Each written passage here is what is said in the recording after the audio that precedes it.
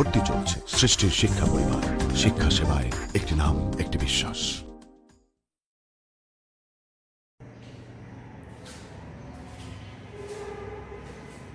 সুপ্রিয় শিক্ষার্থীবৃন্দ, আসসালামু আলাইকুম। কেমন আছো তোমরা? আশা করি ভালো আছো, কুশলে আছো, নিরাপদে আছো।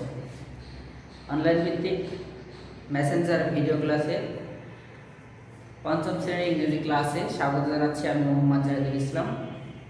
বরাবরের মতো যে কথাটা আমি বলে আসছি সেটা হচ্ছে অ্যাসাইনমেন্টের ইম্পর্টেন্সিটা। অ্যাসাইনমেন্টের গুরুত্বটা অপরিসীম। যেহেতু আমরা সশরীরে বিদ্যালয়ে এসে পরীক্ষায় অংশগ্রহণ করতে পারছি না, অতএব অ্যাসাইনমেন্টের মাধ্যমেই কিন্তু আমাদের পরবর্তী শ্রেণীর মেধাটা যাচাই করা হচ্ছে। হ্যাঁ, অ্যাসাইনমেন্টের অর্থ হচ্ছে বাড়ির কাজ। এখানে যদি কেউ বলো যে স্যার অ্যাসাইনমেন্ট তো বাসায় বসে বসেই করতে হয়, এটা সেটা, হ্যাঁ এটা করো, এটা নিয়মই, এটা বাসায় বসে করা। যেহেতু এই প্রতিকূল অবস্থার মধ্যে মহামারী করোনার কারণে বিদ্যালয়ের পাঠদান বা বিদ্যালয়ের যে অংশগ্রহণটা তোমরা সশরীরে করতে পারছো না, সেক্ষেত্রে এটাই আমাদের মূল্যায়নের মূল চাবিকাঠি।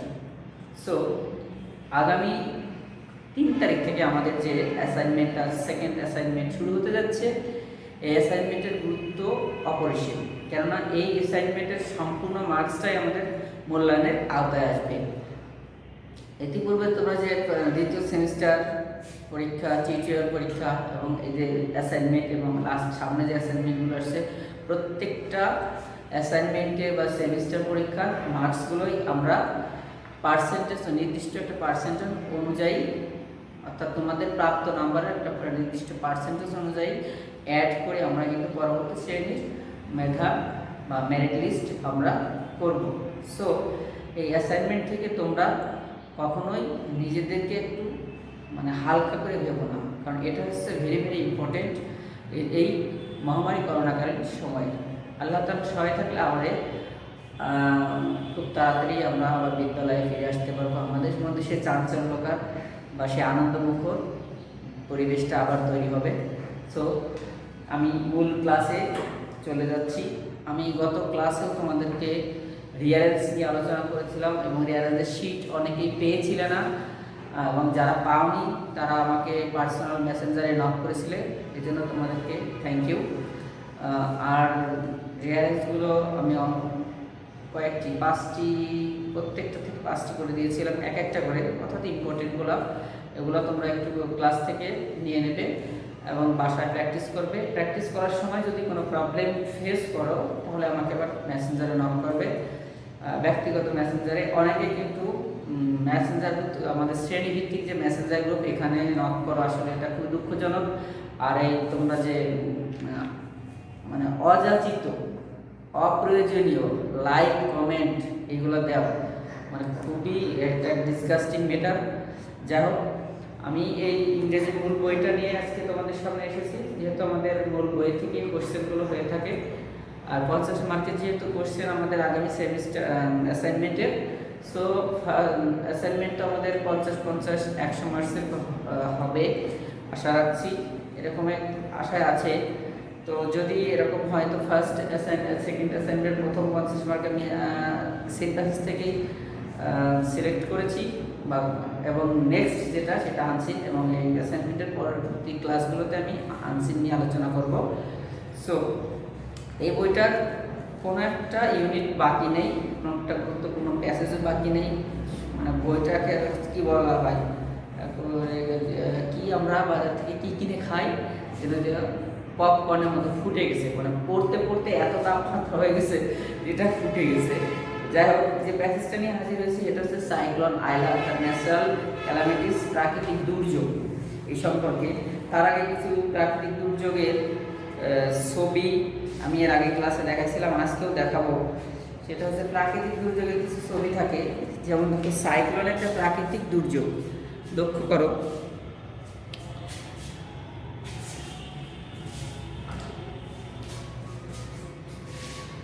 দেখো এটা একটা প্রাকৃতিক দুর্যোগের পরবর্তী অবস্থা, অর্থাৎ ঘূর্ণিঝড়, এবং ঘূর্ণিঝড়ের উৎপত্তি স্থল এখানে দেখাচ্ছে।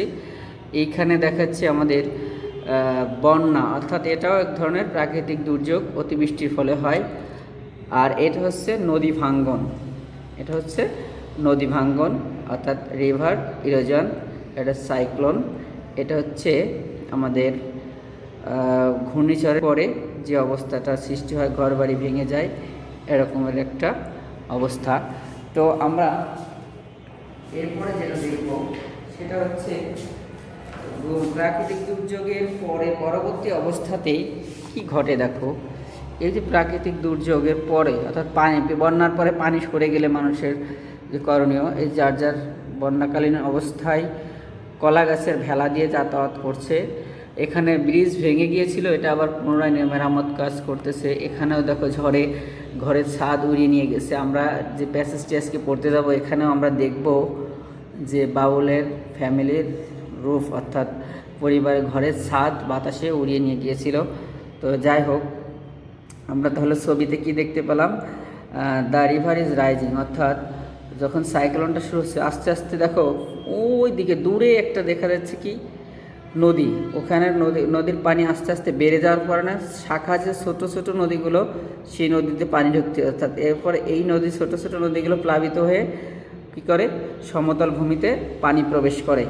এবং সেই পর্যায়টা কি আসছে, এই দেখো এর ফলশ্রুতিতে এই যে বন্যায় অর্থাৎ affected people, the river flooded the field, অর্থাৎ জমি প্লাবিত করে এখন মানুষের বসতবাড়ি সমতল ভূমিতে প্রবেশ করেছে। আর এটা হচ্ছে এই দেখো বাতাসের প্রবলতা দেখাচ্ছে, এখানে ঘরের ছাদ উড়ে চলে গেছে।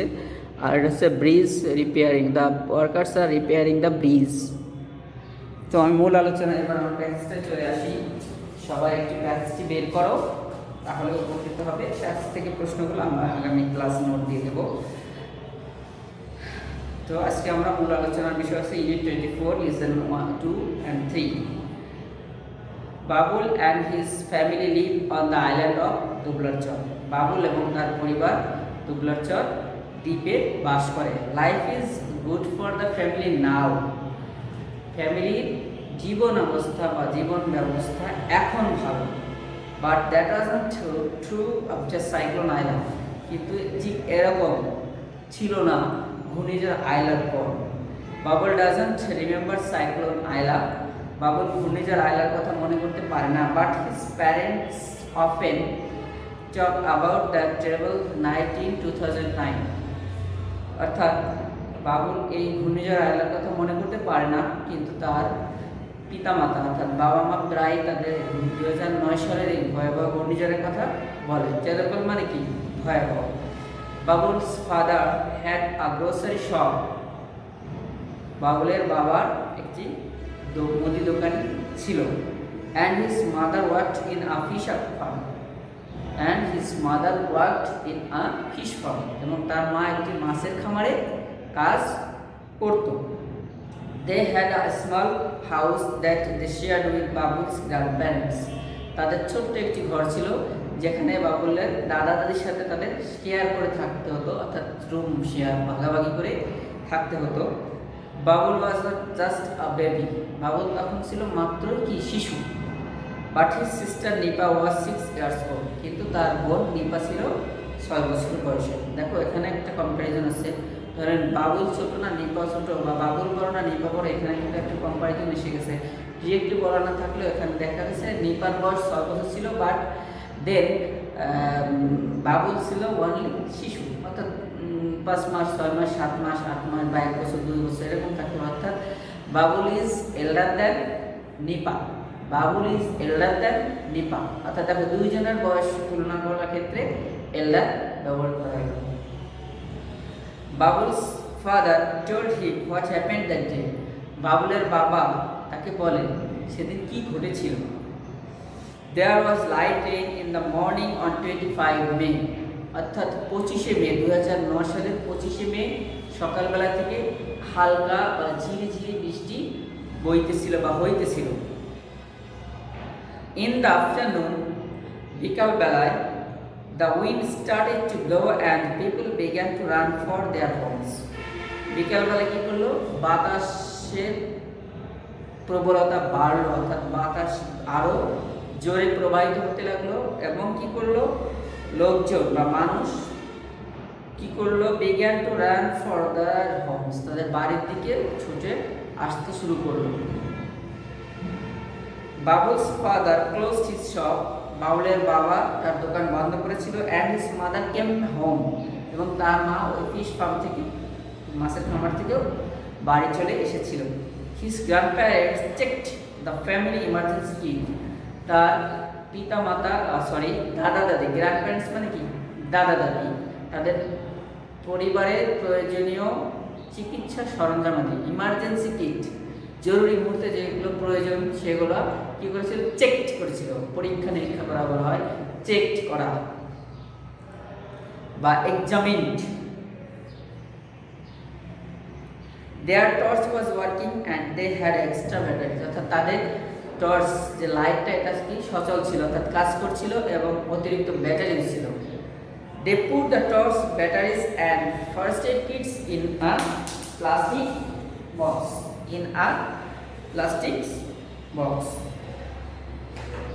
অর্থাৎ তারা এই প্লাস্টিকের বক্সের ভিতর কি কি রেখেছিল, প্লাস্টিকের বক্সের ভিতর তারা রেখেছিল টর্চ লাইট, ব্যাটারি এবং ফার্স্ট এইড কিট, অর্থাৎ প্রাথমিক চিকিৎসা সরঞ্জাম। বাই দ্য ইভিনিং, সন্ধ্যার সময়, দ্য রিভার ওয়াজ রাইজিং, নদী কি হতে লাগলো, নদীর পানি, নদী কিন্তু আসলে নদীর মতোই থাকে, নদীর পানি বৃদ্ধি পেতে শুরু করলো। রাইজিং মানে কি, গ্র্যাজুয়ালি এটা বৃদ্ধি পাচ্ছে। The winds of cyclone Aila shook the walls of the house as if there was an earthquake, অর্থাৎ এটা দ্বারা বোঝাচ্ছে ঘূর্ণিঝড় আয়লার বাতাস এত জোরে তাদের বাড়ির দেওয়ালে আঘাত করেছিল, অর্থাৎ ধাক্কা দিয়েছিল, যেন মনে হচ্ছিল ভূমিকম্প হচ্ছে। ভূমিকম্প হলে যেমন ঘর বাড়ি কেঁপে ওঠে, ঠিক এমন। এভরিওয়ান ওয়াজ আফ্রাইড, প্রত্যেকেই ভয় পেয়ে গিয়েছিল। But Nipa began to cry, Nipa কান্না শুরু করেছিল। Suddenly there was an awful noise, awful মানে কি ভয়াবহ শব্দ, অর্থাৎ হঠাৎ করে একটা শব্দ, বাতাসের প্রবলতা এত বৃদ্ধি পেয়েছে যে একটা অ্যাওফুল নয়েজ সৃষ্টি হয়েছে, ভয়ানক শব্দ। দ্য স্কাই ওয়াজ ডার্ক, আকাশ কি অন্ধকার হয়ে গেল। But the family could see trees flying over their heads, অর্থাৎ এমন অন্ধকার হয়, দেখো কালবৈশাখী ঝড় যখন ছিল হয় বিকালবেলা বা দুপুরবেলা সময় মনে হয় যে রাত হয়ে গেছে, আসলে রাত না, এমন অন্ধকার হয়ে গেছিল। তারা দেখতে পাচ্ছিল তাদের মাথার উপর দিয়ে গাছপালা কি উড়ে যাচ্ছে।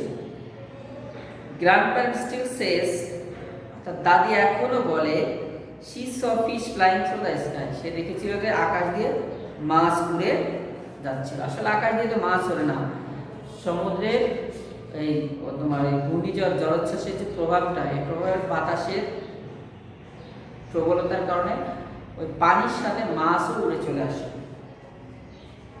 তো আমাদের প্যাসেজের দ্বিতীয় অংশ রয়েছে, দ্বিতীয় অংশটা আমি অন্য একদিন তোমাদের সামনে আবার পড়ে শোনাবো এবং প্রশ্ন উত্তরও দিয়ে দেবো। তো এই প্যাসেজটার থেকে তোমরা একটু ভালো করে পড়বে, কারণ এই প্যাসেজটা খুবই ইম্পর্টেন্ট প্যাসেজ। প্যাসেজ দুইটা অংশ, যে কোনো একটা অংশ থেকে কিন্তু আমাদের পরীক্ষায় প্রশ্ন সেট হতে পারে। তো যাই হোক, আমি তোমাদেরকে অলরেডি কিন্তু food pyramid, the liberation museum, cyclone Aila, তারপরে এর আগে যে প্যাসেজ স্টেজ সেট, অর্থাৎ ইউনিট 23 প্যাসেজ, এই প্যাসেজটা আসলে আত্মক সম্পর্কে সচেতন লিখতে হবে। তো এরকমের দ্য হেয়ার অ্যান্ড টর্টয়েস, এই প্যাসেজটা পড়েছি, অর্থাৎ মোস্ট ইম্পর্টেন্ট প্যাসেজগুলো আমাদের সিলেবাস নির্ধারিত প্যাসেজগুলো আমরা অলরেডি বেশ কয়েকবার শেষ করে ফেলেছি। অলিম্পিক্স ইউনিট 17 অলিম্পিক্সে যে ফিক্সার অনুযায়ী প্রশ্নের উত্তর করেছি, ট্রু ফলস করেছি, প্রশ্নগুলো লিখেছি। আশা করি তোমার না আগামীকাল থেকে যে আমাদের অ্যাসাইনমেন্ট পরীক্ষা শুরু হতে যাচ্ছে, অ্যাসাইনমেন্টের মাধ্যমে যে মূল্যায়ন করা হবে, সবাই পূর্বের তুলনায় আরও ভালো করে লিখবে আর লেখাটা সুন্দর করার চেষ্টা করবে। খাতাটা যেন সুন্দর হবে চারপাশে, অর্থাৎ আমি একটু খালি হাতে এঁকে দেখাই। উপরে একটা মার্জিন থাকবে, বাম পাশে একটা মার্জিন থাকবে, নিচে একটা মার্জিন থাকবে, এই পাশে একটা মার্জিন থাকবে। আমরা যে লেখাটা শুরু করব, যে প্রশ্নটা লিখবো, প্রশ্নটা উঠাবো একটা ব্লু কালার বা গ্রিন কালার বা পিঙ্ক কালারের কালি। এবার অ্যান্সারটা লিখবো আমরা বল পয়েন্ট, কালো বল পয়েন্ট, কালো কালি। লেখা শেষ হলে পরে একটা প্রশ্ন লেখা ছিল, পরবর্তী একটা লিখতে গিয়ে একটু ফাঁকা দিবা, ছাত্রের নাম সে তার একটা ফাঁকা দিবে, এরকম লেখা শুরু করবা। এবং এই পৃষ্ঠা থেকে লেখা শেষ হয়ে গেলে পরে পৃষ্ঠা নাম্বারটা এখানে দিলে বেটার হবে, পেজ নাম্বার 1। এবার এখানে শেষে গেলে দ্বিতীয় নাম্বার পেজে যাবে, দ্বিতীয় নাম্বার পেজে আবার এইভাবে মার্জিন করে নেবে। আবার প্রশ্নগুলো লেখা শুরু করে আবার পরবর্তী স্টেপে এরকম তোমরা লিখবে। আশা করি সবাই প্রেজেন্টেশনটা ভালো করার চেষ্টা করবে। আমাদের সৃষ্টির কিন্তু প্রেজেন্টেশনের সুনাম বোর্ড পরীক্ষাতেও রয়েছে। বোর্ড পরীক্ষার যে কেন্দ্রগুলোতে আমরা পরীক্ষার সময় যেয়ে থাকি, পরীক্ষা শেষে কিন্তু অন্যান্য স্কুলের যে স্যাররা পরীক্ষার হলে ডিউটিতে থাকে, ওনারা কিন্তু বলে যে সৃষ্টি স্কুলের বাচ্চাদের বা স্টুডেন্টের যে খাতার প্রেজেন্টেশন এরকমের অন্য কোনো স্কুলের বাচ্চাদের সুন্দর হয় না। So presentation is very much important. So সবার সুস্থ দীর্ঘ কামনা করে ক্লাস শেষ করছি। আল্লাহ হাফেজ।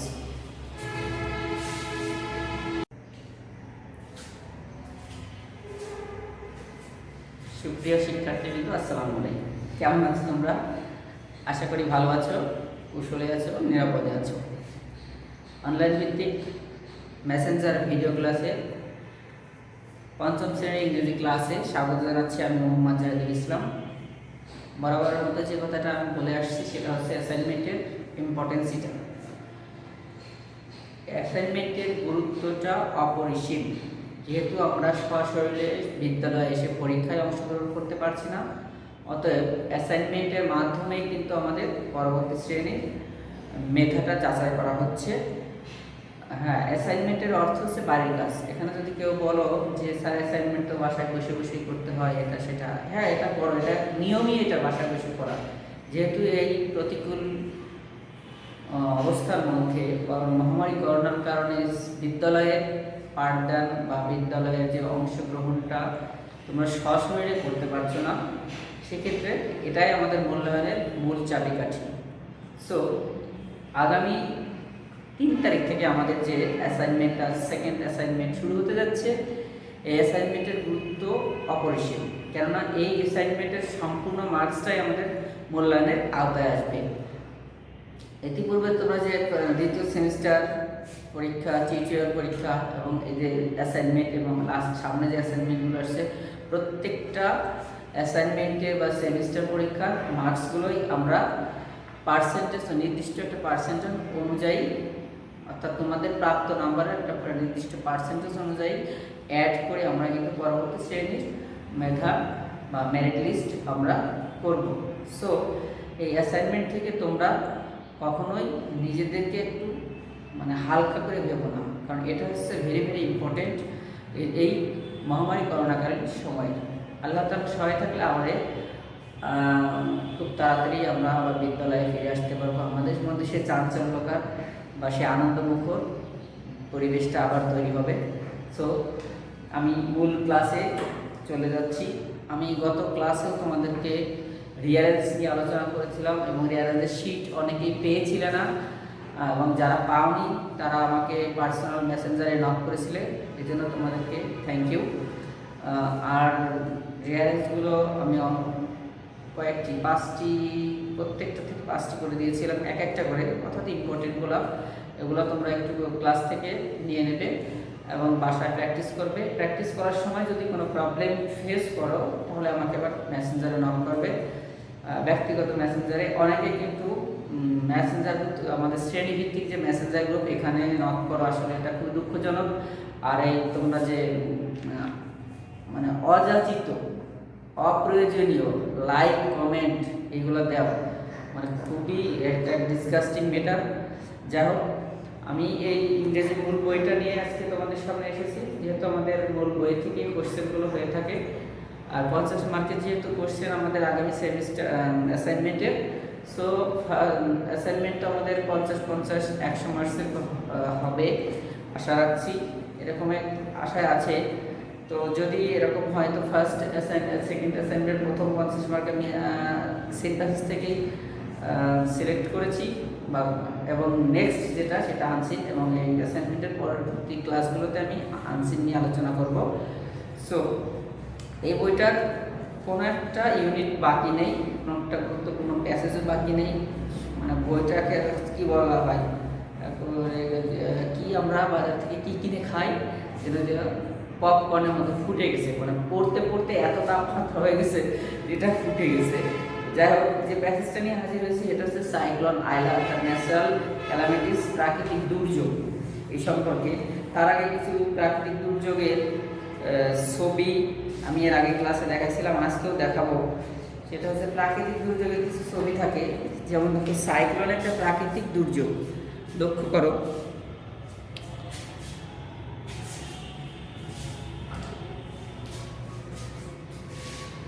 দেখো এটা একটা প্রাকৃতিক দুর্যোগের পরবর্তী অবস্থা, অর্থাৎ ঘূর্ণিঝড়, এবং ঘূর্ণিঝড়ের উৎপত্তি স্থল এখানে দেখাচ্ছি। এইখানে দেখাচ্ছি আমাদের বন্যা, অর্থাৎ এটাও এক ধরনের প্রাকৃতিক দুর্যোগ, অতিবৃষ্টির ফলে হয়। আর এটা হচ্ছে নদী ভাঙ্গন, এটা হচ্ছে নদী ভাঙ্গন অর্থাৎ রিভার ইরোজন। এটা সাইক্লোন, এটা হচ্ছে আমাদের ঘূর্ণিঝড়ের পরে যে অবস্থাটা সৃষ্টি হয়, ঘরবাড়ি ভেঙে যায়, এরকমের একটা অবস্থা।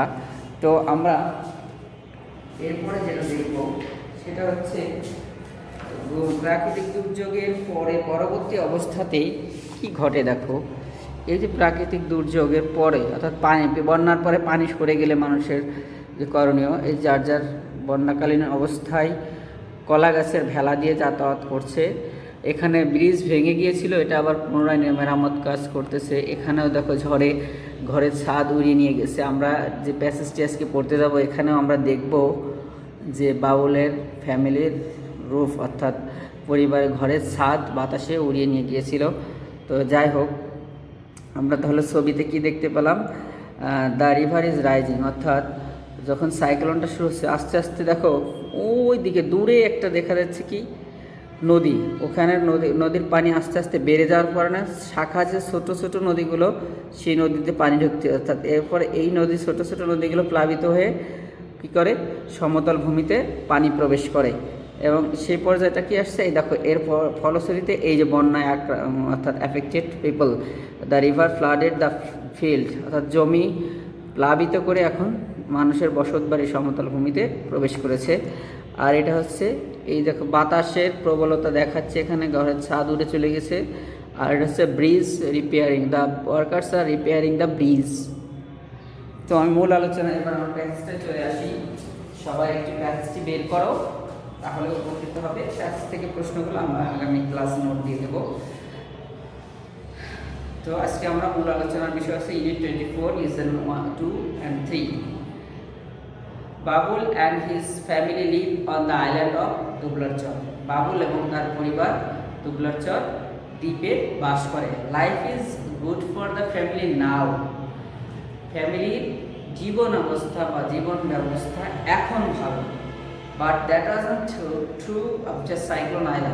কিন্তু ঠিক এরকম ছিল না ঘূর্ণিঝড় আইলার পর। Babul doesn't remember cyclone Aila. Babul ঘূর্ণিঝড় আইলার কথা মনে করতে পারে না। But his parents often talk about the treble night in 2009। অর্থাৎ বাবুল এই ঘূর্ণিঝড় আইলার কথা মনে করতে পারে না, কিন্তু তার পিতামাতা অর্থাৎ বাবা মা প্রায় তাদের 2009 সালের এই ভয়াবহ ঘূর্ণিঝড়ের কথা বলে। টেরেবল মানে কি? ভয়াবহ। Babul's father had a grocery shop. বাবুলের বাবার একটি মুদি দোকান ছিল। And his mother worked in a fish farm. And his mother worked in a fish farm. এবং তার মা একটি মাছের খামারে কাজ করত।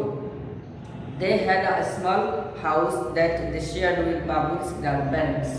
তাদের ছোট্ট একটি ঘর ছিল, যেখানে বাবুলের দাদা দাদির সাথে তাদের শেয়ার করে থাকতে হতো, অর্থাৎ রুম শেয়ার ভাগাভাগি করে থাকতে হতো। Babul was just a baby. Babul তখন ছিল মাত্র কি শিশু। But his sister Nipa was 6 years old। কিন্তু তার বোন নিপা ছিল 6 বছর বয়সে। দেখো এখানে একটা কম্প্যারিজন আছে, ধরেন বাবুল ছোট না নিপা ছোট, বা বাবুল বড় না নিপা বড়, এখানে কিন্তু একটা কম্প্যারিজন এসে গেছে। ডিরেক্টলি বড় না থাকলেও এখানে দেখা গেছে নিপার বয়স 6 বছর ছিল, বাট দেন বাবুল ছিল অনলি শিশু, অর্থাৎ 5 মাস 6 মাস 7 মাস 8 মাস বা 1 বছর 2 বছর এরকম থাকতো। অর্থাৎ Babul is elder than Nipa. Babul is elder than Nipa, অর্থাৎ দেখো দুইজনের বয়স তুলনা করার ক্ষেত্রে এল্ডার ব্যবহার করা হয়। Babul's father told him what happened that day, বাবুলের বাবা তাকে বলে সেদিন কি ঘটেছিল। There was light rain in the morning on 25 May, অর্থাৎ 25শে মে 2009 সালের 25শে মে সকালবেলা থেকে হালকা বা ঝিরিঝিরি বৃষ্টি বইতেছিল বা হইতেছিল। ইন দ্য আফটারনুন, বিকালবেলায়, the wind started to blow and people began to run for their homes, বিকালবেলায় কী করলো, বাতাসের প্রবলতা বাড়লো, অর্থাৎ বাতাস আরও জোরে প্রবাহিত হতে লাগলো এবং কি করলো, লোকজন বা মানুষ কি করলো, began to run for their homes, তাদের বাড়ির দিকে ছুটে আসতে শুরু করলো। Babul's father closed his shop, বাবুলের বাবা তার দোকান বন্ধ করেছিল। And his mother came home, এবং তার মা ওই ফিশ ফার্ম থেকে, মাছের খামার থেকেও বাড়ি চলে এসেছিল। His grandparents checked the family emergency kit, তার পিতা মাতা দাদা দাদি, গ্র্যান্ডপ্যারেন্টস মানে কি দাদা দাদি, তাদের পরিবারের প্রয়োজনীয় চিকিৎসা সরঞ্জামাদি, ইমার্জেন্সি কিট, জরুরি মুহূর্তে যেগুলো প্রয়োজন সেগুলো কী করেছিল, চেক করেছিল, পরীক্ষা নিরীক্ষা করা বলা হয়, চেক করা বা examined. Their torch was working and they had extra battery, অর্থাৎ তাদের টর্চ যে লাইটটা এটা কি সচল ছিল, অর্থাৎ কাজ করছিল এবং অতিরিক্ত ব্যাটারি ছিল। They put the torch, batteries and first aid kits in a plastic box, in a plastic box, অর্থাৎ তারা এই প্লাস্টিকের বক্সের ভিতর কি কি রেখেছিল, প্লাস্টিকের বক্সের ভিতর তারা রেখেছিল টর্চ লাইট, ব্যাটারি এবং ফার্স্ট এইড কিট, অর্থাৎ প্রাথমিক চিকিৎসা সরঞ্জাম। বাই দ্য ইভিনিং, সন্ধ্যার সময়, দ্য রিভার ওয়াজ রাইজিং, নদী কি হতে লাগলো, নদীর পানি, নদী কিন্তু আসলে নদীর মতোই থাকে, নদীর পানি বৃদ্ধি পেতে শুরু করলো। রাইজিং মানে কি গ্র্যাজুয়ালি এটা বৃদ্ধি পাচ্ছে। The winds of cyclone Aila shook the walls of the house as if there was an earthquake, অর্থাৎ এটা দ্বারা বোঝাচ্ছে ঘূর্ণিঝড় আয়লার বাতাস এত জোরে তাদের বাড়ির দেওয়ালে আঘাত করেছিল, অর্থাৎ ধাক্কা দিয়েছিল, যেন মনে হচ্ছিল ভূমিকম্প হচ্ছে। ভূমিকম্প হলে যেমন ঘর বাড়ি কেঁপে ওঠে, ঠিক এমন। এভরিওয়ান ওয়াজ আফ্রাইড, প্রত্যেকেই ভয় পেয়ে গিয়েছিল। But Nipa began to cry, Nipa কান্না শুরু করেছিল। Suddenly there was an awful noise, awful মানে কি ভয়াবহ শব্দ, অর্থাৎ হঠাৎ করে একটা শব্দ, বাতাসের প্রবলতায় এত বৃদ্ধি পেয়েছে যে একটা অ্যাওফুল নয়েজ সৃষ্টি হয়েছে, ভয়ানক শব্দ। দ্য স্কাই ওয়াজ ডার্ক, আকাশ কি অন্ধকার হয়ে গেল। But the family could see trees flying over their heads, অর্থাৎ এমন অন্ধকার হয়, দেখো কালবৈশাখী ঝড় যখন শুরু হয় বিকালবেলা বা দুপুরবেলা সময় মনে হয় যে রাত হয়ে গেছে, আসলে রাত না, এমন অন্ধকার হয়ে গেছিল। তারা দেখতে পাচ্ছিল তাদের মাথার উপর দিয়ে গাছপালা কি উড়ে যাচ্ছে।